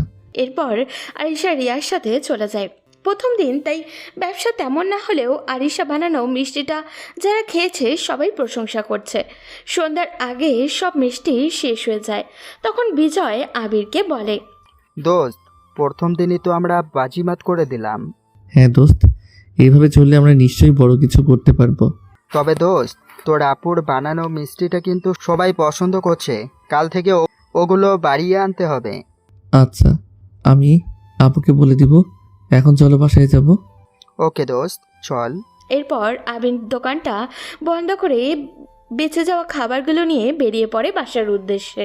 ওদিকে আবিরকে বাঁচানোর জন্য আরোহী নিজের বাবা মায়ের সব কথা শুনে চলে। আজ তাকে দেখতে আসবে। সকাল থেকে করছে মেয়েটা। তখন তার মা এসে বলে, কি রে আরোহী, কান্না করছিস কেন? আরোহী তখন কান্না করতে করতে তার মাকে বলে, তুমি প্লিজ আব্বুকে বোঝাও, আমি এই বিয়ে কিছুতেই করব না। তোমরা আমাকে মেরে ফেলো, তবু আমি আবিরকে ছাড়া অন্য কাউকে বিয়ে করতে পারবো না। আরোহীর মা তখন আরোহীর মাথায় হাত বুলিয়ে বলে, তোর বাবার রাগ সম্পর্কে তুই জানিস, তাই শুধু শুধু ঝামেলা করিস না। এর চেয়ে ভালো ওই ছেলেটাকে ভুলে গিয়ে তোর বাবার পছন্দ করা ছেলেকে বিয়ে করে ফেল। ওরা এখন এই পরিবারের কেউ না, ওরা রাস্তার ছেলে মেয়ে। আর তুই ভাবলি কি করে একটা রাস্তার ছেলের সাথে তোর বিয়ে দেব? আরোহী কান্না করতে করতে তার মায়ের পায়ে ধরে বলে, আম্মু, তোমরা কেন বুঝতে পারছো না? আমি আবিরকে ভালোবাসি, আমি কিছুতেই এই বিয়ে করতে পারবো না। এই বিয়ে হলে আমি মারা যাব। তখন আরোহীর মা কিছু না বলে তার রুম থেকে বেরিয়ে যায়। আর আরোহী সেখানে বসেই কান্না করতে থাকে। সন্ধ্যা হতেই তার বাবার বন্ধু আর তার ছেলে এসে আরোহীর বাবা আরোহীকে নিতে তার রুমে আসেন। এসে দেখেন আরোহী এখনও রেডি হয়নি, বসে বসে কান্না করছে। তার বাবার কাছে এসে বলে, আরোহী, তুই এখনো রেডি হসনি? আমার বন্ধু আর তার ছেলে তো এসে গেছে, তাড়াতাড়ি রেডি হয়ে নিচে আয়। বাবা, আমি যেতে পারবো না। আমি আবিরকে ছাড়া অন্য কারোর জন্য বিয়ের সাথে সাজবো না। আরোহীর বাবা তখন আরোহীর কাছে এসে ভয়ঙ্কর একটা হাসি দিয়ে বলে, যা বলছিস ভেবে বলছিস তো? তুই বিয়েতে রাজি না হলে ওই আবিরকে কিন্তু আমি দুনিয়া থেকে তুলে দেব। আরোহী তখন তার বাবার দিকে অসহায় দৃষ্টি দিয়ে বলে, তুমি প্লিজ ওর কিছু করো না। আমি তোমার কথা মতো সব করব। তুমি প্লিজ আবিরকে কিছু করো না। তাহলে তাড়াতাড়ি রেডি হয়ে নিচে আয়, আমার বন্ধু আর তার ছেলে অপেক্ষা করছে অনেকক্ষণ ধরে। আরোহী তখন কোনো মতে শাড়িটা পেঁচিয়ে নিচে আসে। কান্নায় বুকটা ফেটে যাচ্ছে তার, কিন্তু কিচ্ছু করার নেই। তার বাবা তাকে বলি দিয়ে দিয়েছে টাকার কাছে। এরকম একটা জঘন্য পরিবারে তার জন্ম হয়েছিল কেন কেন হয়েছিল সেটা সে নিয়ে আফসোস করতে লাগলো। সোফায় বসে সামনে থাকা ছেলেটাকে দেখে কিছুটা ভয় পেয়ে যায় আরোহী। ছেলেটা লুলুক দৃষ্টি নিয়ে তার দিকে তাকিয়েছিল। আরোহী কিছুক্ষণ সেখানে বসে উপরে চলে আসে। ওদিকে দোকান থেকে বাসায় ফিরতেই আরিশা এগিয়ে গিয়ে আবিরকে জিজ্ঞাসা করলো, বেচাকেনা কেমন হলো আবির? আলহামদুলিল্লাহ, খুব ভালো হয়েছে আপু। সন্ধ্যার সাথে সাথে তোমার বানানো মিষ্টিটা শেষ হয়ে গেছে। সবাই এটা অনেক পছন্দ করেছে, কিন্তু খাবার কিছুটা রয়ে গেছে। কাল থেকে এগুলো কমিয়ে বেশি করে মিষ্টি বানাতে হবে। যাক, মনে কিছুটা শান্তি পেলাম তোর কথা শুনে। কাল থেকে আমি আরো বেশি করে মিষ্টি বানিয়ে দেব। এরপর আবির উপরে চলে যায় ফ্রেশ হতে। নিচে এসে খাওয়া দাওয়া করে ছাদে চলে যায়। আজ অমাবস্যার রাত। পৃথিবীটা পুরো অন্ধকার, ঠিক আবিরের জীবনের মতো। সে তার ছোটবেলার ভালোবাসাকে হারিয়েছে। আবির তখন একা একা দাঁড়িয়ে অন্ধকারে আরোহীকে অনুভব করছিল। আবিরকে ছাদে আসতে দেখে রিয়াও পেছন পেছন যায়। আবির চুপচাপ এক কোণে দাঁড়িয়ে আছে। রিয়া গিয়ে পেছনে দাঁড়ায়। আবির, মন খারাপ? হঠাৎ করেই কারোর কণ্ঠ শুনে কিছুটা ভয় পেয়ে পিছনে তাকায় আবির। তুমি এত রাতে এখানে কি করো আপু? এই প্রশ্ন তো আমারও। আমি তোমাকে আসতে দেখে আসলাম। তুমি এত রাতে এখানে কি করো? আমার অমাবস্যার রাত খুব ভালো লাগে, তাই এখানে এসে দাঁড়িয়ে আছি। তুমি তো আজব পাবলিক। মানুষ পূর্ণিমা পছন্দ করে, আর তুমি কিনা অমাবস্যা। আমার জীবনের বেশিরভাগ মুহূর্তই কাটে অমাবস্যার মতো অন্ধকারে, তাই আমি অন্ধকার ভালোবাসি। ও, তা জীবনে কখনো প্রেম করেছো তুমি? রিয়ার কথাটা কিছুটাই চমকে যায় আবির। অদ্ভুত চাহনি নিয়ে প্রশ্ন করে। হঠাৎ এই প্রশ্ন কেন আপু? না, এমনি বললাম, কারোর সাথে প্রেম করো? প্রেম বলতে আমি একজনকে খুব ভালোবাসি, কিন্তু বলিনি কখনো। আবিরের কথায় রিয়ার মুখটা মলিন হয়ে যায়। আবির কাকে ভালোবাসে? কি হলো আপু? কিছু না, এত রাতে ছাদে থাকা ভালো না, নিচে আসো। এরপর রিয়া নিজের রুমে চলে যায়। রুমে গিয়ে চিৎকার করে কান্না শুরু করে। আবির, এটা তুমি কি করলে? তোমাকে আমি এত ভালোবাসলাম, আর তুমি অন্য একটা মেয়েকে ভালোবাসো? না, এটা কিছুতেই হতে পারে না। তোমাকে আমার হতেই হবে। এরপর রিয়া কান্না করতে করতে ঘুমিয়ে যায়। পরদিন সকালবেলা আরোহী উঠে ভার্সিটি যাওয়ার জন্য প্রস্তুত হচ্ছে। ওদিকে আবির আরিশার রান্না করা খাবারগুলো নিয়ে রেস্টুরেন্টে চলে যায়। কলেজ শেষ করে বাসায় ফিরছিল আরোহী। রাস্তা দিয়ে হাঁটার সময় প্রতি মুহূর্তে আবিরের অনুপস্থিতি টের পাচ্ছিল সে। রাস্তা দিয়ে আনমনে হাঁটছিল আর কান্না করছিল। দেখতে দেখতে আবিরের দোকানের সামনে চলে আসলো। এসে দোকানে আবিরকে বসে থাকতে দেখলো আরোহী। আরোহী দৌড়ে দোকানের ভিতরে গিয়ে আবিরকে জড়িয়ে ধরল। এতদিন পর আরোহীকে কাছে পেয়ে আবিরও নিস্তব্ধ হয়ে গেছে। তবে তার এই রকম হলে চলবে না, তাকে শক্ত হতে হবে। আবির আরোহীকে ছাড়িয়ে নিয়ে বলল, ম্যাম বলুন, কিভাবে আপনাকে সাহায্য করতে পারি? কি খাবেন অর্ডার করুন। আরোহী আবিরের এমন অপরিচিত কথাবার্তায় আরও কষ্ট পায়। কান্না করে আবিরকে বলে, আবির, তুই এসব কি বলছিস? প্লিজ এইসব করিস না। তোকে ছাড়া আমার এক মুহূর্ত ভালো লাগে না, নিজেকে শেষ করে দিতে ইচ্ছে করে। দেখুন ম্যাম, আমি আপনাকে চিনি না। এটা একটা রেস্টুরেন্ট। যদি কিছু খেতে চান তাহলে গিয়ে অর্ডার করুন, এর বাইরে কোনো কথা বলবেন না। আবির, তোর এরকম ব্যবহারে আমার কষ্ট হচ্ছে। আমি কিন্তু সুইসাইড করব, তুই প্লিজ এরকম করিস না। আবির এবার কিছুটা রেগে যায়। আরোহীর কাছে গিয়ে বলে, এই মেয়ে, কতবার বলছি না কিছু খাবার হলে অর্ডার করো, নইলে এখান থেকে বেরিয়ে যাও। তোমার বাবা তো আমার সব কিছু কেড়ে নিয়ে নিঃস্ব করে দিয়েছে। এরপরেও কি তোমাদের শান্তি হয়নি? এখন কি আমার এই ছোট্ট দোকানটাতে ঝামেলা করতে এসেছো? আবির, তুই এটা কি বলছিস? আমি কখনোই চাইনি তোরা ওই বাড়ি থেকে বেরিয়ে আসিস, কিন্তু ওই দুইটা জঘন্য মানুষ টাকার লোভে সব কিছু ধ্বংস করে দিয়েছে। এখন আমার জীবনটাও শেষ করে দিতে চাইছে। তুই প্লিজ বল আপু কোথায়? আমি আপুর সাথে দেখা করতে চাই। আপু যেখানে থাকুক তাতে তোমার কি? এই মুহূর্তে আমার দোকান থেকে বেরিয়ে যাও, আর এক মুহূর্ত এখানে দাঁড়াবে না। না, আমি যাব না। আমার কিন্তু এবার রাগ উঠে যাচ্ছে। রিকোয়েস্ট করছি, প্লিজ আমাদের একটু শান্তিতে বাঁচতে দাও। তোমাদের জ্বালা সহ্য করার মতো ক্ষমতা আমার নেই। তোমরা প্লিজ আমাদের মাঝখানে আর এসো না। আবিরের কথায় আরোহী অনেক কষ্ট পায়। কান্না করতে করতে রেস্টুরেন্ট থেকে বের হয়ে যায়। আবিরও কিছু বলছে না, নির্বাক হয়ে তার চলে যাওয়ার দিকে তাকিয়ে আছে। ওদিকে আবিরের ভালোবাসার কথা শুনে রিয়া কেমন জানি হয়ে গেছে। কোনো কথা বলে না, এটা আরিশা লক্ষ্য করেছে। ওদিকে আরোহী কান্না করতে করতে বাসায় গিয়ে দেখতে পায় তার বাবা তার মাকে মারধর করছে। এখন প্রতিদিনের স্বাভাবিক চিত্র হয়ে গেছে এটা। তার বাবা টাকার লোভে এতটাই পাগল হয়ে গেছেন যে জুয়ার জড়িয়ে পড়েছে। সারাদিন ড্রিঙ্কস করে আর জুয়া খেলার মধ্যেই থাকেন। মন্ত্রীদের পদ হারানোর পথে।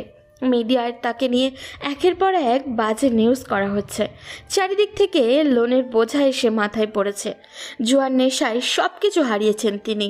ওদিকে রিয়ার এরকম চুপ থাকা দেখে আরিশা কাছে গিয়ে জিজ্ঞাসা করলো, কিরে দোস্ত, দুদিন থেকে দেখছি তুই কেমন চুপচাপ হয়ে গেছিস, কি হয়েছে তোর?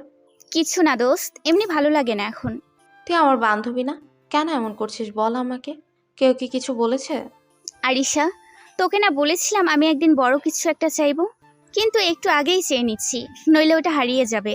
তুই কি চাইবি বল? আমার সাধ্যের মধ্যে থাকলে আমি জীবন দিয়ে হলেও সেটা দিয়ে দিব।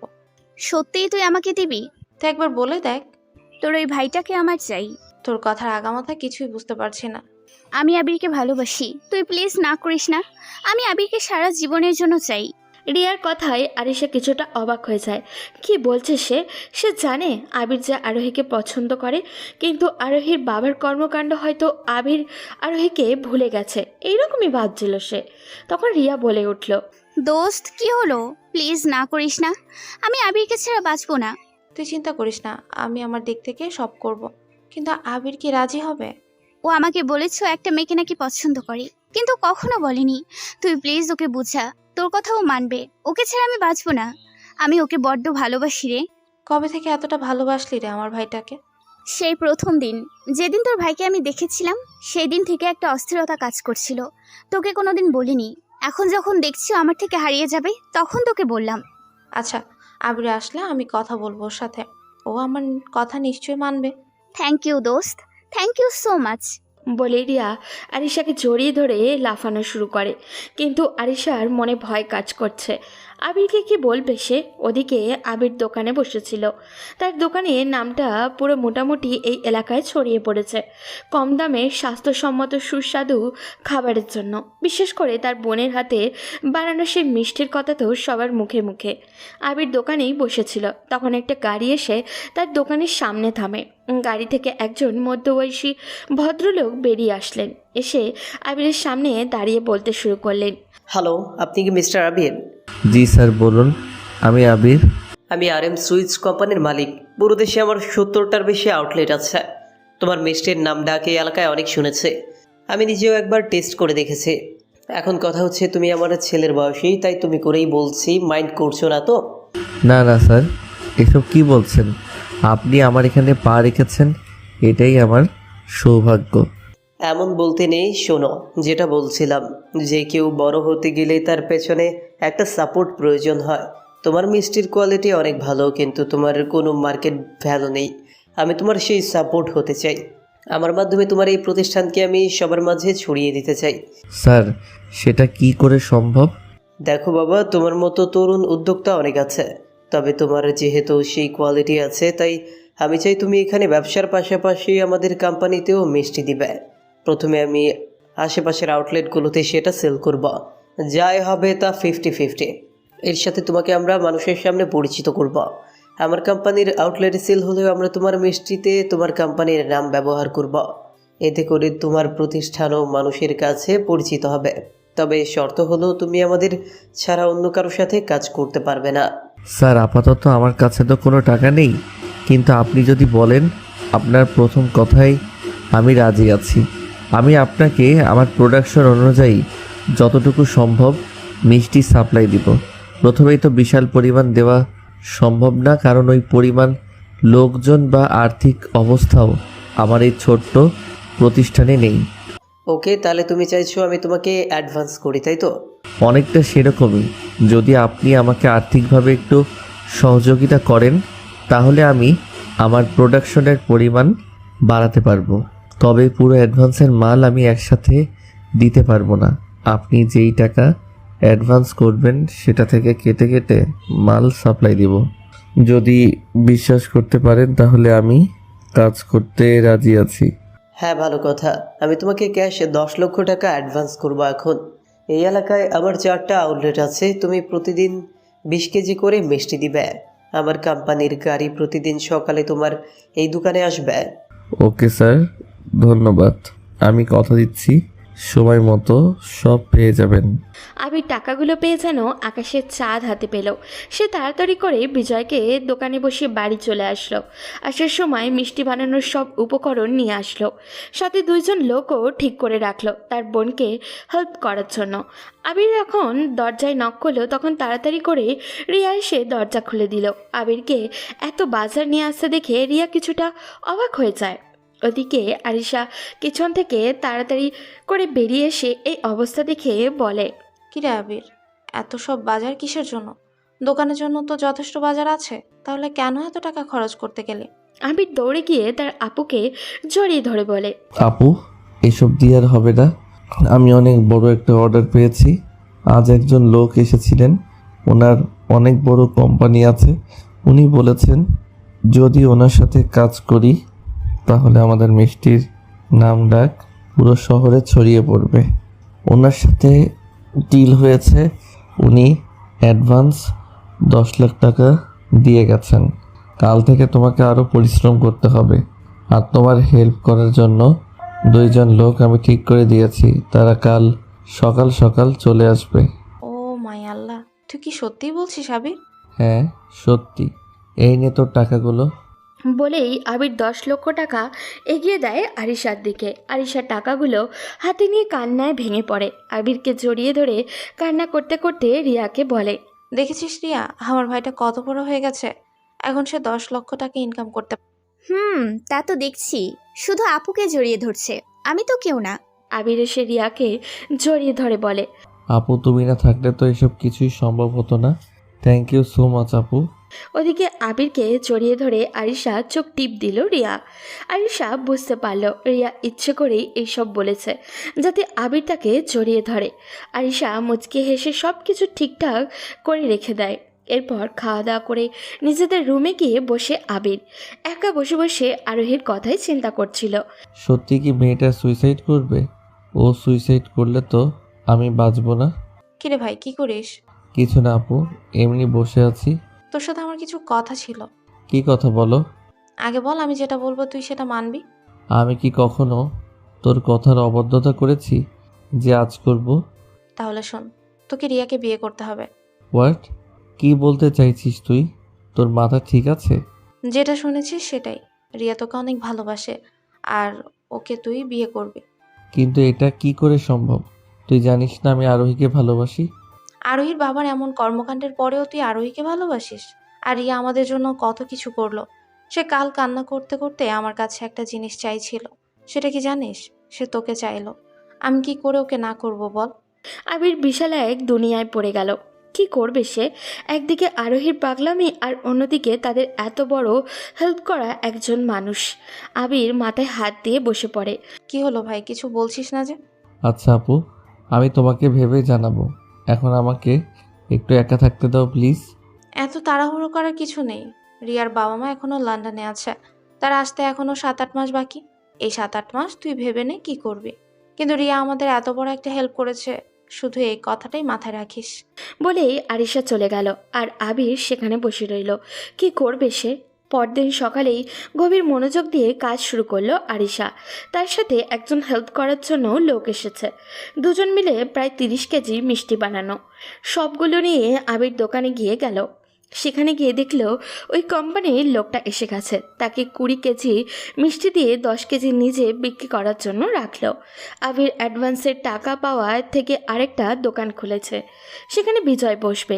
সব মিলিয়ে আবিরের ব্যবসা এখন জমজমাটভাবেই চলছে। বিকেলের দিকে আবির দোকানে বসেছিল, তখন আরোহী আসলো। আরোহীকে দেখে কিছুটা কষ্ট অনুভব করলো আবির। আরোহী কেমন জানি কালো হয়ে গেছে, চোখের উপরে কালো দাগ পড়েছে। আরোহী চুপচাপ আবিরের কাছে এসে বলল, আবির প্লিজ এরকম করিস না, তোকে ছাড়া আমি বাঁচতে পারছি না, আমি মরে যাব আবির। আরোহী প্লিজ, আমি তোমার পায়ে ধরছি, প্লিজ ওখান থেকে চলে যাও। আমাকে স্বাধীনভাবে চলতে দাও। তুমি তোমার বাবার বিশাল সাম্রাজ্যে আরামায়েশে থাকো। তুই এটা কি করে ভাবলি? তোদের যে লোকটা বের করে দিয়েছে সেখানে আমি আরাম আয়েশে থাকবো? তোর কি আমাকে এতটাই স্বার্থপর মনে হয়? এখন তুই কি চাস? সারা জীবন আমি যেটা চেয়ে এসেছি, আমি তোকে ভালোবাসি, তোকেই চাই। জীবনে প্রথম আরোহীর মুখ থেকে ভালোবাসার কথাটা শুনে সুখের বদলে ভিতরটা ফেটে যাচ্ছিল তার। ভাঙা কণ্ঠে বলল, দেখ আরোহী, তুই যেটা চাইছিস সেটা কিছুতেই সম্ভব নয়। আমার অন্য জায়গায় বিয়ে ঠিক হয়ে গেছে। কি বললি? আরেকবার বলে দেখ, আমি এখানেই সুইসাইড করব। দেখ আরোহী, পাগলামি করিস না। তুই যেটা চাইছিস সেটা সম্ভব না। এখনই আমার রেস্টুরেন্ট থেকে বেরিয়ে যা। না, যাব না। আমি এখানে কফি খেতে এসেছি, কফি দে। আমার এখানে কফি নেই। তাহলে মেনুতে কেন কফি লিখে রেখেছিস? ছিল, শেষ হয়ে গেছে। এত তাড়াতাড়ি? আচ্ছা, তোর তো ব্যবসা ভালো চলছে, তুই আমাকে বিয়ে করে নে। এরপর তুই আর আমি আপু একসাথে থাকবো। বোন, তোর পায়ে ধরি, আমি কফি দিচ্ছি, খেয়ে চলে যা। আরোহী হেসে একটা টেবিলে গিয়ে বসে আবির কফি এনে আরোহীকে দিয়ে নিজের চেয়ারে গিয়ে বসে। আরোহী কফি খাওয়া বাদ দিয়ে শুধু আবিরের মুখের দিকে তাকিয়েছিল। আবির, তুই কি বুঝিস না আমি তোকে আপন করে পেতে চাই? তোর ভালোবাসার সাগরে আমি ডুবে থাকতে চাই, কিন্তু তুই তো বুঝিস না। কেন আবির, কেন? আবির চোখে আরোহীর দিকে তাকিয়েছিল। বুকটা ফেটে যাচ্ছে তার। আরোহীর সামনে এই জন্যই সে বসতে চায় না। আবির উঠে গিয়ে আরোহীকে বলে, তোর তো কফি শেষ, এখানে বসে কি করছিস? চলে যা। আমি আবার খাবো। ফাইজলামি করার জায়গা পাস না, ওঠ এখান থেকে। আজকে চলে যাচ্ছি, কিন্তু কাল আবার আসবো। তখন দেখবো কি করে আমাকে ফিরিয়ে দিস। আরোহী চলে যায়। আবির আরোহীর চলে যাওয়ার দিকে তাকিয়েছিল। ওইদিকে আবিরের মিষ্টি দুপুরের আগে স্টক শেষ হয়ে যায় ওই কোম্পানিতে। লোকটা তাড়াতাড়ি করে আবিরের কাছে আসে। আবির কালকের ওই লোকটাকে দেখে কিছুটা ভয় পেয়ে যায়। তার মিষ্টিতে কিছু হলো কি না এই টেনশনে। কি হয়েছে স্যার, কোনো সমস্যা? বিশাল সমস্যা। তোমার মিষ্টি তো পুরো বাজিমাত করে দিয়েছে। তুমি আমার সাথে কাজ করো, তুমি যত টাকা করেছো আমি দিব। আচ্ছা স্যার, আপাতত যেভাবে দিচ্ছি সেভাবেই চলুক, আগামীতে দেখা যাবে কি করা যায়। তাহলে তুমি অন্য কারোর সাথে কন্ট্রাক্টে যাবে না। এই 20 লাখ টাকা রাখো, কাল থেকে প্রতিদিন 100 কেজি করে মিষ্টি দিবে আমাকে। ওকে স্যার, আমি সব ব্যবস্থা করছি, কাল থেকে 100 কেজি করেই পাবেন। ওকে, তাহলে সময় মতো আমার লোক চলে আসবে, তুমি রেডি করে রাখো। লোকটা চলে গেল। ওদিকে আবির কিছু টেনশনে পড়ে যায়। এখন আর রিয়াদের বাসায় বানানো চলবে না। এত বেশি মিষ্টি বাসায় বানানো ঝামেলা হয়ে যাবে। তাই সে পুরনো একটা বিস্কুট ফ্যাক্টরি রিপেয়ারিং করে সেটা ভাড়া রাখে। আরিশার কাছ থেকে মিষ্টি বানানো শিখে প্রায় 8-10 জন লোক নিয়ে কাজ শুরু করে আবির। পরের সপ্তাহ থেকেই ওই কোম্পানির সাথে পুরোদমে কাজ করতে থাকে। 3 মাসের ভিতরে আবিরের বানানো মিষ্টি পুরো দেশে ছড়িয়ে পড়ে।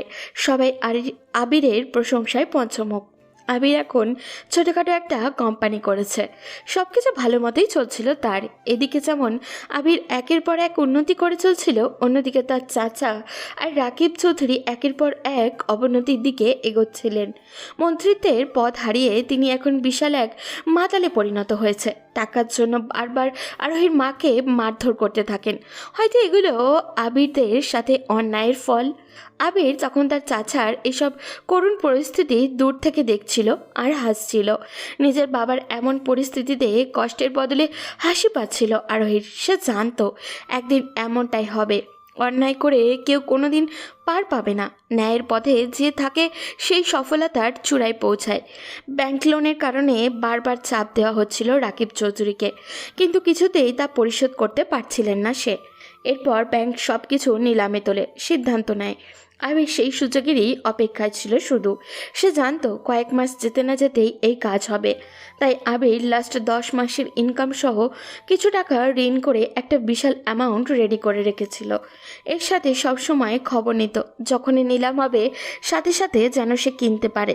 নিজের বাবার সম্পত্তি আবার নিজের করে পেতে সে দিন রাত খাটছিল। একদিকে যেমন এই কোম্পানিতে মিষ্টি দিচ্ছিল, ঠিক তেমনই নিজের কোম্পানি থেকেও ভালো সেল করছিল। বেশ কয়েকটা আউটলেটও হয়েছে বিভিন্ন শহরে, যাতে করে বিজয় আর তার খুব ভালো একটা অবস্থান তৈরি হয়ে যায় বাজারে। বিজয়ের বাবা মাও নিজের ছেলের এমন উন্নতির পেছনে কারিগর আবিরকেই ধন্যবাদ দিতে ভুল করেনি। ওদিকে রিয়ার মা বাবাও দেশে আসছেন। আবির একদিকে যেমন নিজের বাবার সকল সম্পত্তি ফিরে পাওয়ার আনন্দে আত্মহারা ছিল, অন্যদিকে আরোহীকে হারিয়ে ফেলার ভয়েও ভীত ছিল। ভয়ঙ্কর এক দুর্ঘটনায় পড়েছে সে। দুই দিক থেকে দুই মুখ, কোনো দিকে গেলেই সে কুল পাবে না। একদিকে যেমন তার ছোটবেলার ভালোবাসা আর তার স্বপ্ন, অন্যদিকে এমন একজন মানুষ যার কারণে আজ সে এই অবস্থানে, যার সহযোগিতায় আবির আর বেঁচে আছে। তার বোন নিরাপদ একটা ঠিকানা পেয়েছে। আবির কি করবে বুঝতে পারছিল না। 2 সপ্তাহ পরেই তার বাবার সকল সম্পত্তি ব্যাংক নিলামে তুলবে। রাকিব চৌধুরী কি করবেন কিছুই বুঝে উঠতে পারছিলেন না। সব কিছু হারিয়ে তিনি এখন নিঃস্ব। পরিচিত কয়েকজনের কাছ থেকে ঋণ নিয়ে এসেছিল, তারাও বারবার চাপ দিচ্ছে টাকার জন্য। আরোহীর মা সারাদিন মুখ ভার করে বসে থাকেন। আরোহীর মা ড্রয়িং রুমে বসেছিলেন, তখন আরোহী তার কাছে গিয়ে বলল, এর থেকে বেশি কি আশা করতে পারো তোমরা? এটা তোমাদের প্রাপ্য ছিল। তোমরা ওদের সাথে যা করেছো তারই ফল এটা। অন্যায় করে কেউ জীবনে পার পায়নি আর পাবেও না। তোমরা ওদের সাথে অন্যায় করেছো, ওদের সব কিছু কেড়ে নিয়েছো। এখন দেখো আল্লাহ সব কিছু তোমাদের কাছ থেকে কেড়ে নিয়ে কিভাবে তোমাদেরকে নিঃস্ব করে দিয়েছেন। আরোহীর মা তখন কান্না করতে করতে বললেন, সত্যি না মা, আমরা ওদের সাথে অন্যায় করেছিলাম, ওদের সব কিছু আমরা প্ল্যান করে কেড়ে নিয়েছিলাম। এখন আমাদেরকে তার ফল ভোগ করতে হবে। তুই আমাদেরকে প্লিজ ক্ষমা করে দিস। আমি কিভাবে ক্ষমা করব? তোমরা যাদের সাথে অন্যায় করেছো তাদের কাছে ক্ষমা চাও। তোমাদের শাস্তি হওয়া দরকার। দিনের পর দিন তোমরা অন্যের সম্পদের উপর ভোগ বিলাসিতা করে এসেছো, কিন্তু দেখো আজ বাবাই তোমার গায়ে হাত তুলেছেন, তোমাকে মারধর করেছেন টাকার জন্য। এতদিন টাকার উপর তোমরা ঘুমিয়েছো, সবাইকে দূরে ঠেলে দিয়েছো। আজ সেই টাকাই তোমাদেরকে পথে বসিয়ে দিয়েছে। প্রস্তুত হও আরও ধ্বংসের জন্য। এখানেই শেষ নয়, তোমাদের জন্য আরও করুণ পরিস্থিতি অপেক্ষা করছে। আমাদের পাপের প্রায়শ্চিত্তর কোনো উপায় কি নেই? নিজে নিজে খুঁজে নাও। বলেই আরোহী তার রুমে চলে যায়। ওদিকে রাকিব চৌধুরী নিজের বন্ধু আরিফ সাহেবের কাছে যায়। আরিফ সাহেব এক শর্তে টাকা দিতে রাজি হন। যদি আরোহীকে তার ছেলের সাথে বিয়ে দেন তাহলে তিনি টাকা দিবেন। আরিফ সাহেব ছেলে রিফাত একজন মাদক সেবনকারী, সারাদিন ড্রিঙ্কস করে মাতাল হয়ে পড়ে থাকে। কত মেয়ের সাথে সে রাত কাটায় তার হিসাব নেই। এইরকম একটা জঘন্য ছেলের সাথে নিজের মেয়ের বিয়ে দিতেও দ্বিধা করেননি রাকিব চৌধুরী। তিনি সাহস করে তার বন্ধুকে বলেন, তুই বিয়ের ব্যবস্থা কর, আগামী পরশু তোর ছেলের সাথে আমার মেয়ের বিয়ে দিব। সত্যি বলছিস দোস্ত, তুই বিয়ে দিতে রাজি? তুই আমাকে সময় মতো টাকা দিলে আমার বিয়ে দিতে কোনো অসুবিধা নেই। তুই কোনো চিন্তা করিস না, তোকে সময় মতো টাকা দেওয়া হবে। ওকে, তাহলে তুই রিফাতকে রেডি থাকতে বলিস, আগামী পরশু ওদের বিয়ে। ওদিকে রিয়ার বাবা মাও দেশে ফিরে আবিরের চারিত্রিক মাধুর্যতা দেখে নিজের মেয়ের সাথে বিয়ে দিতে কোনো আপত্তি করেননি। কাকতালীয়ভাবে সেদিন আবির আর রিয়ার বিয়ে ঠিক করা হয়। আবির শুধু নীরব হয়ে তার বোনের মুখের দিকে তাকিয়ে আর রিয়ার প্রতি কৃতজ্ঞতা জানাতে বিয়েটা করতে রাজি হয়ে যায়। কিন্তু বিয়ে ঠিক হওয়ার পর থেকেই আবির চোখ বন্ধ করলেই আরোহীকে দেখতে পায়। আরোহীর দুষ্টুমিগুলো সে খুব মিস করে। হয়তো আরোহী তার থেকে অনেক দূরে চলে যাবে, আরোহীকে আর কোনো দিন সে নিজের করে পাবে না। তবে আরোহীর প্রতি তার গোপন ভালোবাসা অন্তরের গভীরে সব সময়ই থাকবে। আবির শাওয়ার নিয়ে বের হচ্ছিল একটা টাওয়াল জড়িয়ে, কিন্তু বেরিয়েতেও সে শক খেলো, কারণ তার বিছানায় বসে তার ফোন টিপছিল রিহা। আবিরকে এই অবস্থায় দেখে রিয়ার মধ্যে কোনো পরিবর্তন আসলো না। সে যেরকম বসেছিল ঠিক সেই রকমভাবেই বসে রইল। আবির যখন ড্রয়ার খুলে নিজের ট্রাউজার আর টি শার্টটা নিয়ে আবারও দৌড় দিতে যাবে তখনই তার গায়ে কারো স্পর্শ অনুভব করে। আবির কিছুটা শিহরিত হয়ে পেছনে ঘোরে। রিয়া তখন আবিরের গায়ে হাত দিয়ে দাঁড়িয়েছিল। আবির তোতলাতে তোতলাতে বলল, আপু তুমি এখানে? কেন, কি হয়েছে? ভয় করছে? না, ভয় করবে কেন? আসলে আমি চেঞ্জ করব। তো করো, কে মানা করেছে? এর মানে কি, পাগল হয়ে গেছো? আমি কেন তোমার সামনে চেঞ্জ করব? রিয়া তখন আবিরের সামনে তার ফোনটা ধরে আরোহীর একটা ছবি দেখিয়ে রাগী গলায় বলে, মেয়েটাকে? রিয়ার কথায় আবির কিছুটা ভয় পেয়ে যায়। আবির অপরাধী স্বরে বলে, ও আরোহী? ওহো, তাহলে এই আরোহী। মেয়েটা খুব সুন্দর, তবে তোমার যোগ্য না। এই পৃথিবীতে কেউ তোমার যোগ্য হলে সেটা আমি। ভালো করে সেটা মাথায় ঢুকিয়ে নাও মিস্টার আবির। তুমি আরোহীকে চিনো? যাকে বিয়ে করতে যাচ্ছি তার ব্যাপারে একটু না জানলে কি চলে? আমাকে আরিশা সব বলেছে। ভালোই ভালোই বলছি, সব ভুলে যাও, না হলে কান্না করতে হবে। দেখো আপু, আমার পক্ষে আরোহীকে ভুলে যাওয়া সম্ভব নয়। ভুলতে না পারলে আমি মাথা ফাটিয়ে ভুলিয়ে দেব। আর তো মাত্র একটা দিন, এরপর সব হিসাব নেব। এখন চুপচাপ চেঞ্জ করে নিচে আসো। বলেই রিয়া আবিরের বুকে একটা চুমু দিয়ে নিজেই লজ্জা পেয়ে চলে যায়। আর আবির রোবটের মতো সেখানেই দাঁড়িয়ে থাকে। কি করলো মেয়েটা? আবির যখন চেঞ্জ করে নিচে আসলো তখন আরিশা বলল, আবির আজ কি তোর কোনো কাজ আছে? আজকে বিকালে আমার জীবনের সবচেয়ে বড় কাজটা করব। এর মানে কি ভাই? সেটা না হয় বিকালেই দেখতে পাবে। ও, আজকে বিকেলে রিয়া আর তোর বিয়ের জন্য শপিং করতে যাওয়ার কথা ছিল। তো তোমরা চলে যাও। এর মানে কি? তোর কি কোনো পছন্দ অপছন্দ নেই? আমরা কিভাবে তোর জামা কাপড় কিনবো? আমার আপু আমার জন্য যেটা কিনবে সেটাই বেস্ট হবে। তোমার যা ভালো মনে হয় সেটাই কিনবে। বলে আবির বেরিয়ে চলে গেল। আর এম সুইটস কোম্পানির অফিসে আবিরকে বেশ ভদ্রতার সাথেই বসের রুমে নিয়ে যাওয়া হয়। আবিরকে দেখে সেখানকার মালিক এগিয়ে আসেন। আরে আবির সাহেব যে, আমার এখানে কি মনে করে? আপনার সাথে একটু কথা আছে। তোমার সব কথা শুনবো, আগে বলো চা না কফি? চা হলেই ভালো হয়। ওকে, অর্ডার করে দিচ্ছি। এখন বলো কি বলতে এসেছ? আপনি একসাথে আমার কাছ থেকে কত মিষ্টি নিতে পারবেন? তুমি যা দিতে পারবে।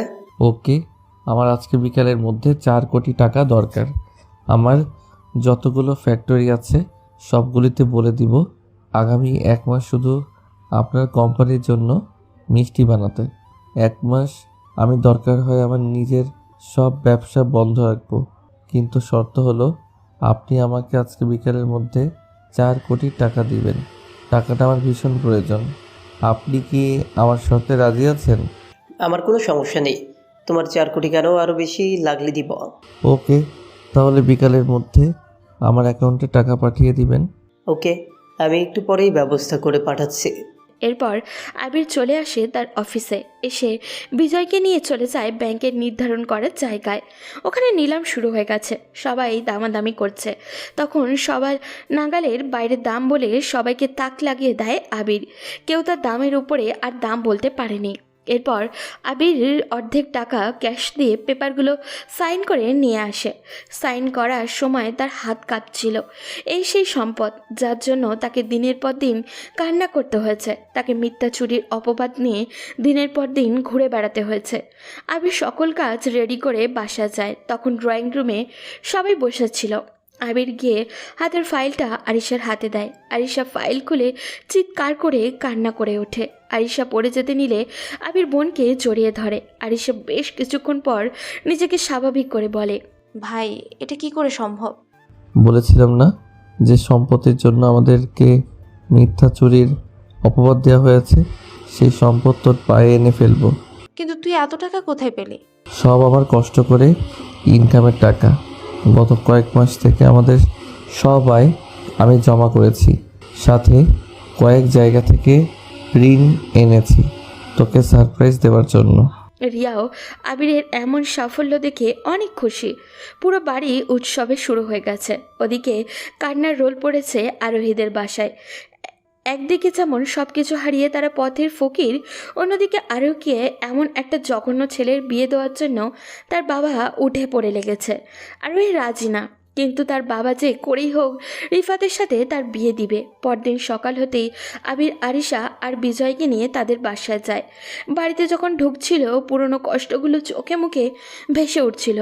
আবির চোখ লাল করে দরজায় নক করে।